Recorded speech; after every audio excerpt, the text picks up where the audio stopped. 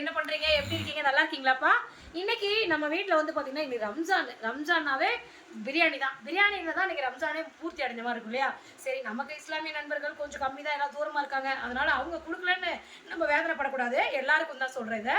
சரி, அதனால நாமளே செஞ்சுக்குவோம். இதனால என்ன இருக்குது அப்படின்ட்டு காலையிலே எங்கள் அம்மாட்ட சொன்னேன், பிரியாணி செஞ்சு கொடுமான்னு ஆசையாக. எங்கள் கையால் சாப்பிட்றதுக்கு ஒரு தனி கொடுத்து வச்சுருக்கணுங்க.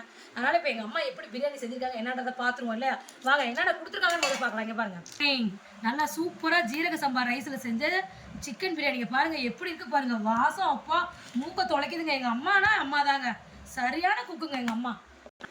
எங்கள் அப்பாவோட ட்ரைனிங் எல்லாம் எங்கள் அப்பா வந்து அப்படியே செதுக்கியிருக்காரு எங்கள் அம்மாவை. இங்கே பாருங்கள், மத்தி மீன் வறுவல், சூப்பரான மத்தி மீன் வறுவல். அதுக்கப்புறம் தயிர் பச்சடி. ஐயோ, ஸ்பூன் கொண்டு வரலையே, இதே போட்டுக்கலாம். தயிர் பச்சடி. முட்டை வைக்கிறேன்னு சொன்னாங்க, நான் தான் முட்டைலாம் வேணாம் அப்படின்ட்டேன். அதுக்கப்புறம் இது வந்து பார்த்தீங்கன்னா இங்கே பாருங்கள், எங்கள் தம்பி வந்து வாங்கி கொடுத்துருக்கா அப்படி மத்தி மீன். அதை வச்சு குழம்பு பண்ணிட்டாங்க. மத்தி மீன் குழம்பு இதை நைட்டுக்கு சாப்பிட்டுக்குவோம். சாப்பாடு வெள்ளை சாதம் வடிச்சு. இங்கே பாருங்கள், இப்போ இந்த பிரியாணியை சாப்பிட்டு காட்டுறேன் எப்படி இருக்குன்னு பார்த்துருவோம். ஜீரக சம்பா ரைஸில் இங்கே பாருங்கள், கொஞ்சம் கூட அடி பிடிக்கவே இல்லைப்பா. இங்கே பாருங்கள், உதிரி உதிரியாக இருக்குது. சிக்கன் அப்படியே பஞ்சு போல் வெந்திருக்குது. இதை அப்படியே வச்சு தயிர் பச்சடி வச்சு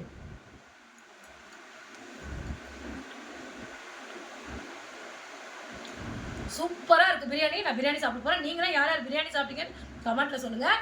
இந்த பிரியாணி செஞ்சு கொடுத்த எங்கள் அம்மாவுக்கு தங்க வளையல் போடணும் கைக்கு. ஆனால் அந்தளவுக்கு வசதி இல்லை. சாயங்காலம் கூட்டு போய் ஏதாவது வாங்கி கொடுத்துறேன்.